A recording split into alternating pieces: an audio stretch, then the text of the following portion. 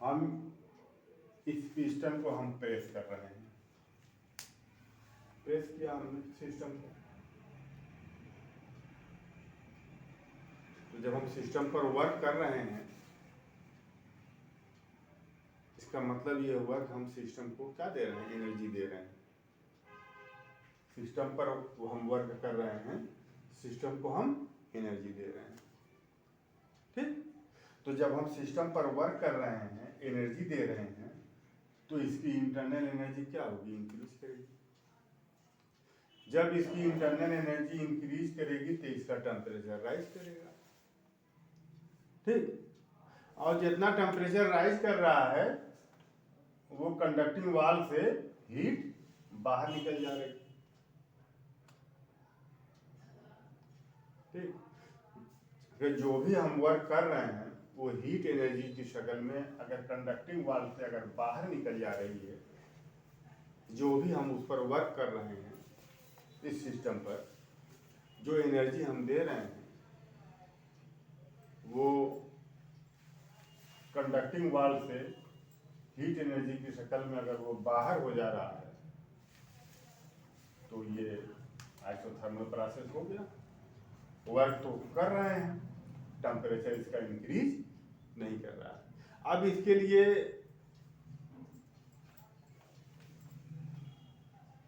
जरूरी है ये कि ये प्रोसेस बिल्कुल स्लो हो, प्रोसेस स्लो हो। अगर ये प्रोसेस स्लो होगा तो जितनी हमने उसको एनर्जी दिया, वर्क किया, हीट प्रोड्यूस हुई, वो हीट बाहर निकल गई। तो अचानक से अचानक अगर बहुत ज़्यादा अगर हीट प्रोड्यूस हो जाए तो कंडक्टिंग वाल उतनी ज़्यादा हीट को फौरन निकाल नहीं पाएगा बाहर। ठीक, तो इसका टेम्परेचर क्या होगा, राइज हो जाएगा।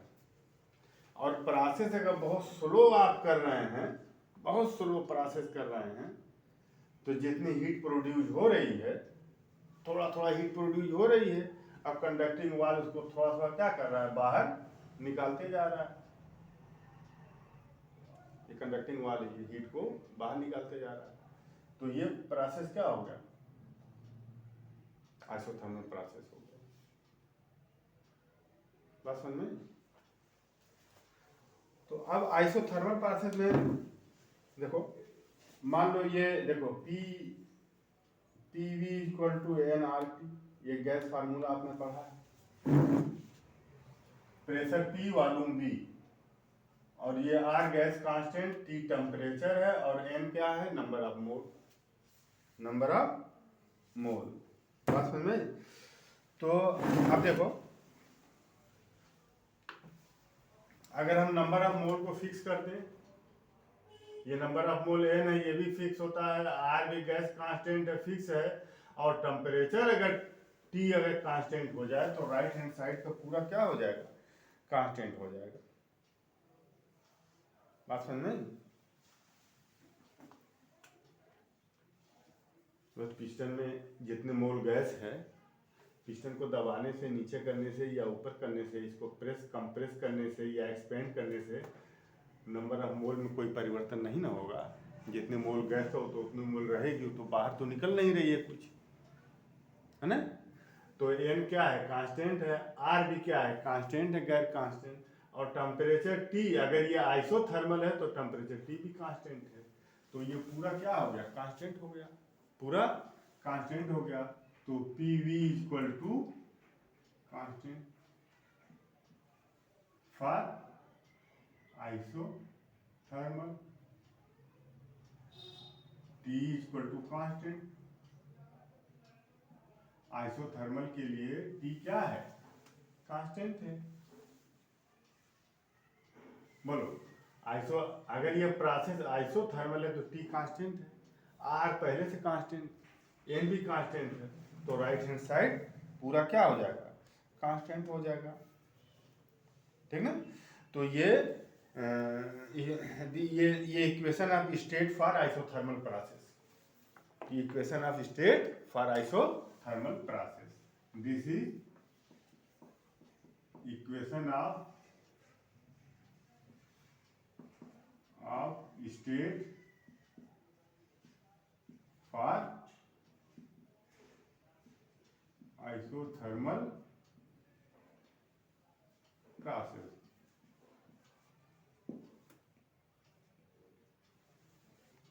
आइसोथर्मल प्रोसेस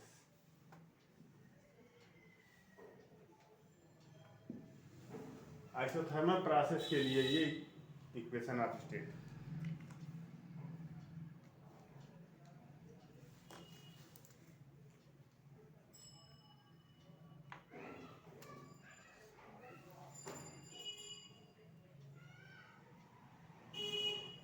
हो गया।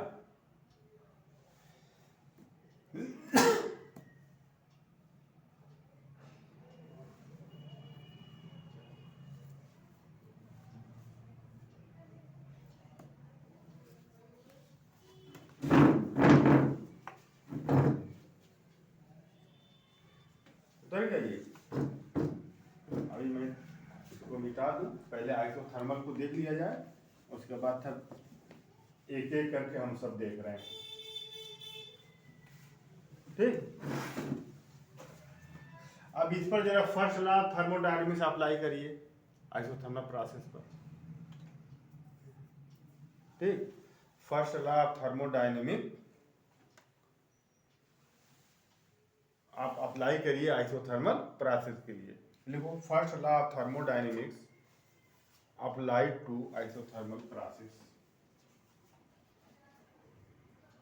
First law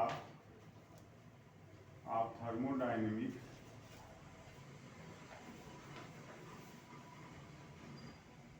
applied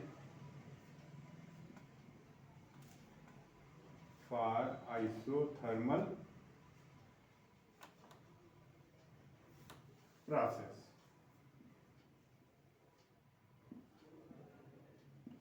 isothermal process पर जरा first law of thermodynamics apply करिए।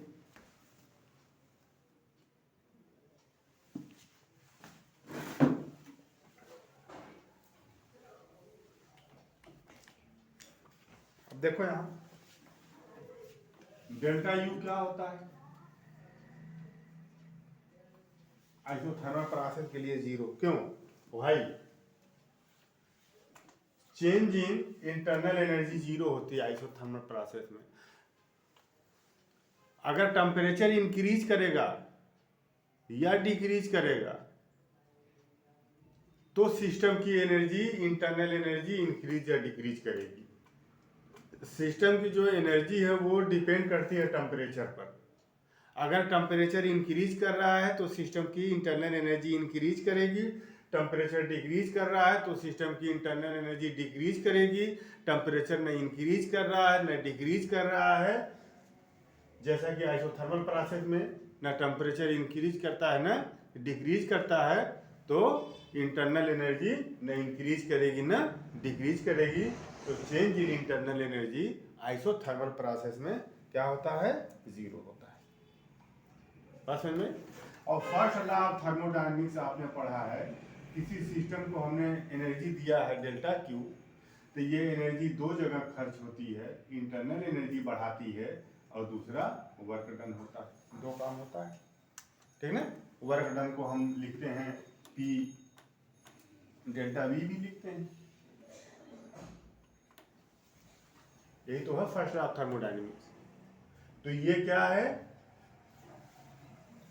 आइसोथर्मल प्रोसेस में डेल्टा यू क्या हो जाएगा? जीरो हो जाएगा। ये डेल्टा यू जीरो हो जाएगा। इंटरनल एनर्जी में तो चेंजिंग नहीं आएगी आइसोथर्मल प्रोसेस में, क्योंकि टेम्परेचर इंक्रीज न इंक्रीज कर रहा है न डिक्रीज कर रहा है। तो टेम्परेचर में जब कोई चेंजिंग नहीं आ रही है तो ये जीरो होगा। तो for isothermal process, for isothermal process, isothermal process के लिए ये जीरो होता है। आइसोथर्मल प्रोसेस के लिए delta T equal to zero, इसलिए delta U equal to zero. तो डेल्टा क्यू इक्वल टू हो जाएगा P delta V. Isothermal process, ठीक।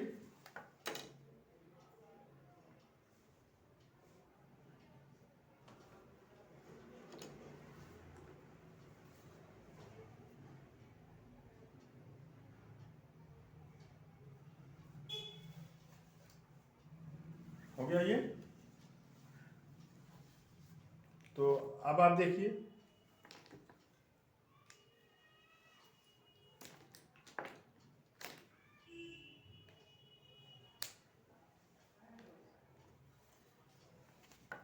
ठीक ना।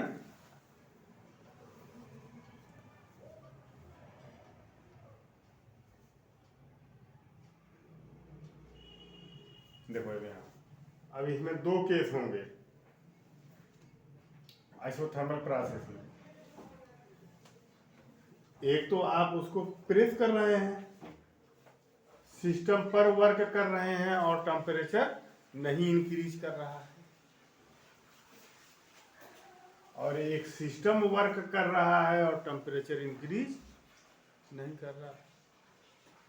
कंप्रेस कर रहे हो डेल्टा टी कांस्टेंट है, एक्सपेंड कर रहे हो डेल्टा टी कांस्टेंट है। बस में नहीं। अब इसमें दो केस होगा। तो पहला केस लिखो, when A gas expand isothermally.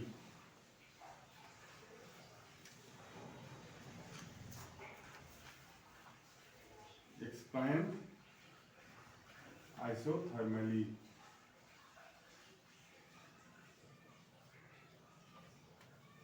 Isothermally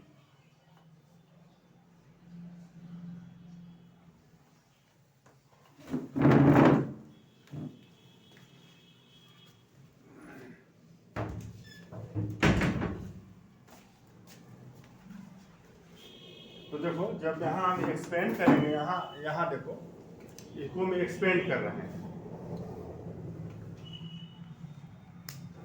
जब हम इसको एक्सपेंड करेंगे, हम नहीं एक्सपेंड कर रहे हैं, ये सिस्टम वर्क कर रहा है, सिस्टम वर्क कर रहा है। चलो किसी को बता देंगे, सिस्टम यहाँ वर्क कर रहा है और ये पिस्टन ऊपर जा रहा है, गैस एक्सपेंड हो रही है, वॉल्यूम बढ़ रहा है, तो सिस्टम वर्क कर रहा है। एक्सपेंशन में सिस्टम वर्क करता है, कंप्रेशन में सिस्टम पर वर्क किया जा रहा है। यहाँ सिस्टम वर्क कर रहा है।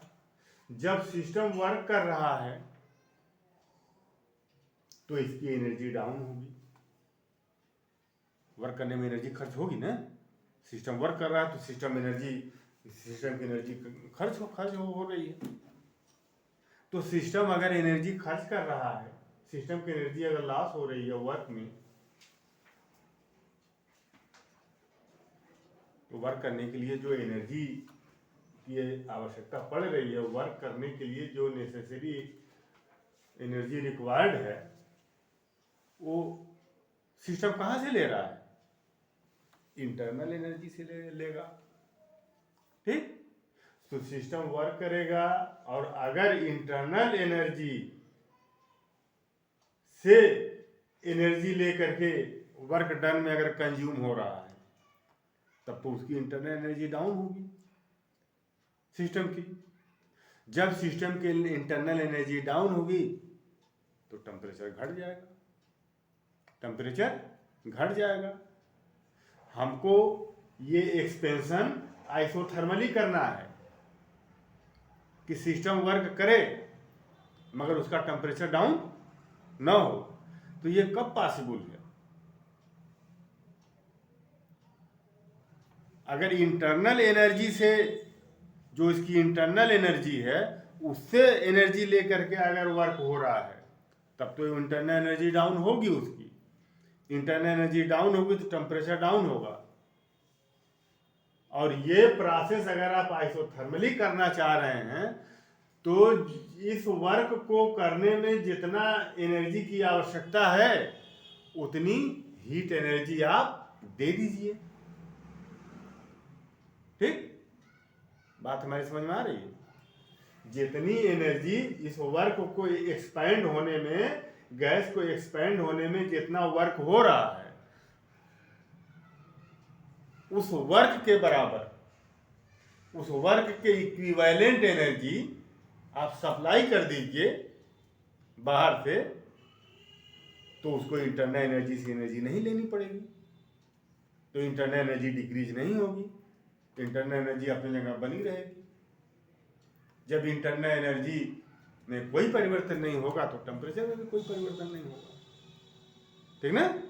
तो इस प्रोसेस में इक्विवेलेंट एनर्जी वर्क के बराबर एनर्जी आपको सप्लाई क्या है करनी पड़ेगी, किसमें, आइसोथर्मल एक्सपेंशन में, आइसोथर्मल एक्सपेंशन में। ठीक, बात समझ में आ गई? तो लिखो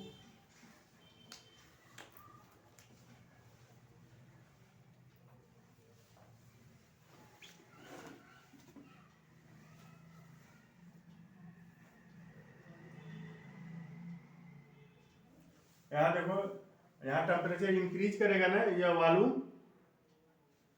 वॉल्यूम इंक्रीज करेगा तो डेल्टा वी क्या आएगा, पॉजिटिव आएगा कि निगेटिव आएगा, पॉजिटिव आएगा। इंक्रीज कर रहा है ना वॉल्यूम, फाइनल वाला बड़ा है, इनिशियल वाला छोटा है, तो डेल्टा वी क्या आएगा, पॉजिटिव आएगा, है ना। तो लिखो delta we enhance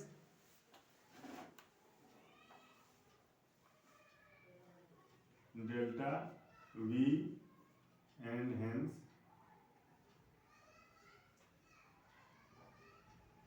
P delta we is positive.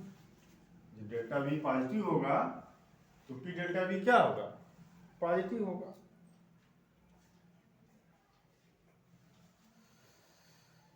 Therefore, when gas expand,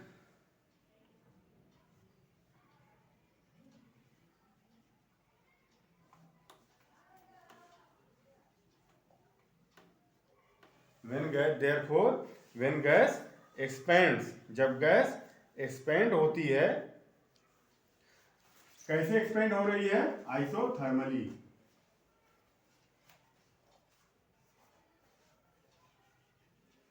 ठीक, जब गैस आइसोथर्मली एक्सपेंड हो रही है तो N amount of heat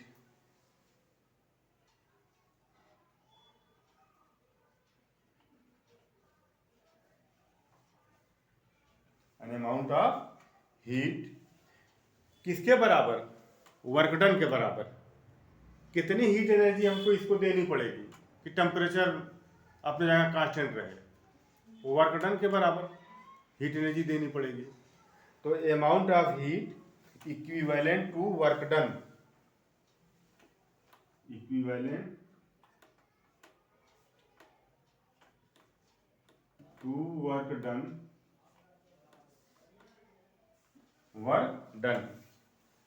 by gas has to be supplied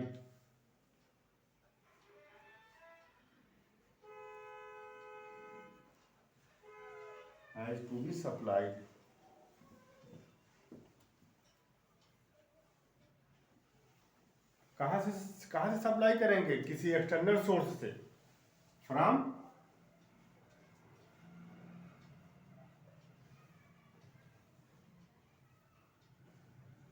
external source. ये बात समझ में आई कि अगर गैस आइसोथर्मली एक्सपेंड हो रही है तो वर्क सिस्टम के द्वारा किया जा रहा है, तो जितना वर्क सिस्टम कर रहा है उतनी एनर्जी वो इंटरनल एनर्जी से न ले, बल्कि आप उतनी एनर्जी उसको बाहर से सप्लाई कर दीजिए। तो isothermal amount of heat equivalent to work done, कितनी हीट एनर्जी उस वर्क डन के बराबर, equivalent to work done by gas, gas ने जितना वर्क किया है, गैस जितनी एनर्जी खर्च कर रही है वर्क डन में, उतनी एनर्जी आपको बाहर से सप्लाई करना पड़ेगा। बात समझ में? तो ये और उतार लो इसको, उतर गया। दूसरा देखिए, अब आइसोथर्मली एक्सपेंड और दूसरा व्हेन गैस कंप्रेस्ड आइसोथर्मली। जब हम इसको क्या कर रहे हैं, कंप्रेस कर रहे हैं, व्हेन इज कंप्रेस्ड, है ना।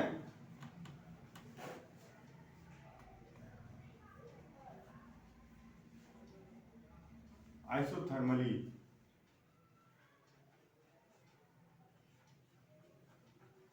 जब गैस आइसोथर्मली, तो अब देखो यहाँ पर जब हम इसको कंप्रेस कर रहे हैं तो वर्क डन क्या होगा, निगेटिव होगा। वर्क डन निगेटिव क्यों होगा, जब कंप्रेस करेंगे तो फाइनल वॉल्यूम क्या होगा, कम होगा। इनिशियल वॉल्यूम क्या होगा, ज़्यादा होगा। फाइनल वॉल्यूम घट जाएगा। तो change in volume delta we क्या होगा, फाइनल माइनस इनिशियल। फाइनल छोटा है, इनिशियल बड़ा है, तो फाइनल माइनस इनिशियल क्या होगा, निगेटिव आएगा। तो इस केस में डेल्टा वी क्या होगा, डेल्टा वी निगेटिव होगा। तो work done P delta we भी क्या होगा, निगेटिव होगा। ठीक, बात समझ में। अब ये निगेटिव हो गई है। तो अब यहां पर आप क्या करना है, जब हम इसको कंप्रेस कर रहे हैं तो सिस्टम पर हम वर्क कर रहे हैं। मींस सिस्टम को हम क्या दे रहे हैं, एनर्जी दे रहे हैं। तो सिस्टम तो एनर्जी पा करके अपने इंटरनल एनर्जी को बढ़ा देगा, अपने इंटरनल एनर्जी को बढ़ा देगा। और इंटरनल एनर्जी बढ़ने का मतलब कि टेम्परेचर बढ़ जाएगा। तो जितना वह अगर इसका टेम्परेचर न बढ़े, आइसोथर्मली अगर आप इसको कंप्रेस कर रहे हैं, तो क्या करना होगा आपको, जितना वर्क आप इस पर कर रहे हैं, जितनी एनर्जी आप इसको दे रहे हैं वर्क डन के थ्रू, उतनी एनर्जी बाहर निकालना पड़ेगा यहां से। जितनी एनर्जी आप उसको दे रहे हो उतनी एनर्जी कंडक्टिंग वाल से बाहर निकालनी पड़ेगी, हीट एनर्जी की फॉर्म में। ठीक, तो जितना आप उसको एनर्जी दे रहे हो, वर्क डन इस पर सिस्टम पर कर रहे हो, तो जितनी एनर्जी इसकी इंक्रीज कर रही है उतनी एनर्जी हीट एनर्जी की फॉर्म में अगर बाहर निकल जाएगी तो सिस्टम का जो टेम्परेचर है वो कांस्टेंट बना रहेगा। ठीक ना। तो लिखिए, therefore when A gas is compressed, therefore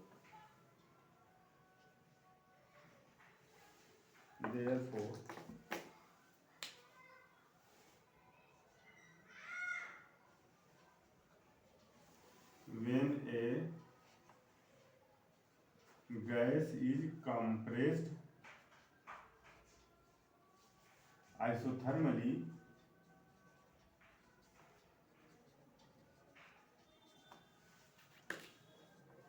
ठीक ना, आइसोथर्मली, तो क्या होगा,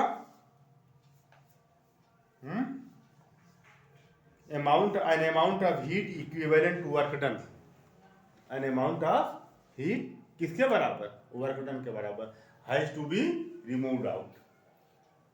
ठीक, amount of work done, amount of heat किसके बराबर, equivalent to, amount of work done equivalent to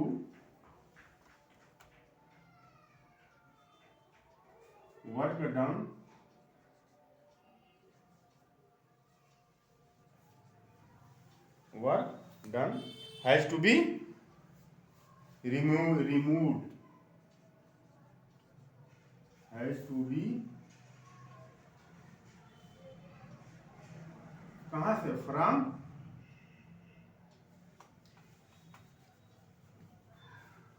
the gas,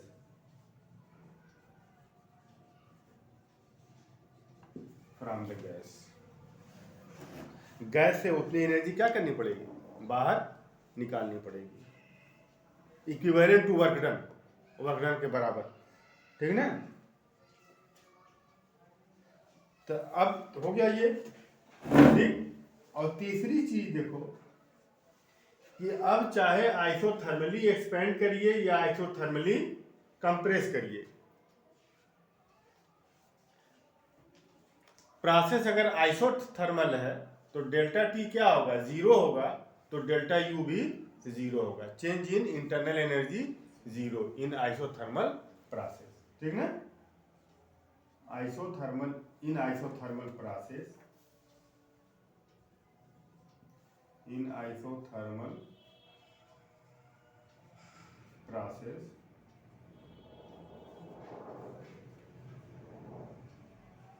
change in